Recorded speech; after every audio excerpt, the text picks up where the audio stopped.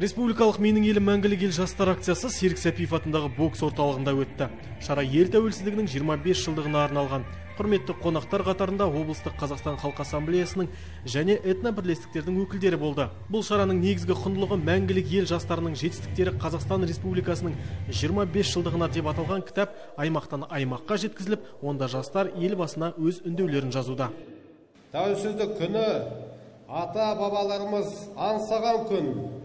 Ал мәңгілік ел, баянды мемлекет болу, бұрынғы біздің ата-бабаларымыздың үлкен арманы, ұлы мақсаты еді. Әрине, мәңгілік ел идеясының іргесін қалауда жастардың үлесі зор екені сөзсіз.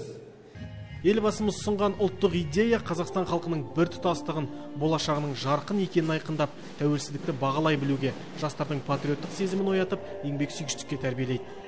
У нас выросло поколение. Бүгінгі жастар тәуелсіз елде өсіп келе жатыр. Осы байлығымызды бағалап, сақтай білуіміз керек. Сіздерді бірлігімізді нығайтуға, елбасының саясатын қолдауға шақырамын.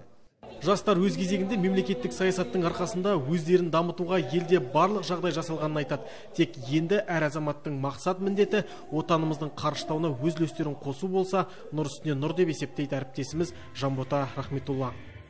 Мұндай болашағымызға бағдарымызды бағымды ететін керемет тағылымды шаралар біз сияқты жастардың ақылмандыққа, көрегендікке бізді баулайды. Өйткені көргені көп, түйгені мол елдің ғана болашағы жарқын болады. Жалпы республикалық жастар акциясы 4 қараша күні Талдықорғанда өткен «Менің елім мәңгілік ел» форумында бастау алған болатын. Тәуелсіздік тойында бірлік пен тұрақтылықтың 25 жылы концепциясы қабылданды. Бұл маңызды құжаттың негізгі міндеті жалпы ұлттық мәңгілік ел идеясын қоғамда, әсіресе жастар арасында жүзеге асыру болып табылады.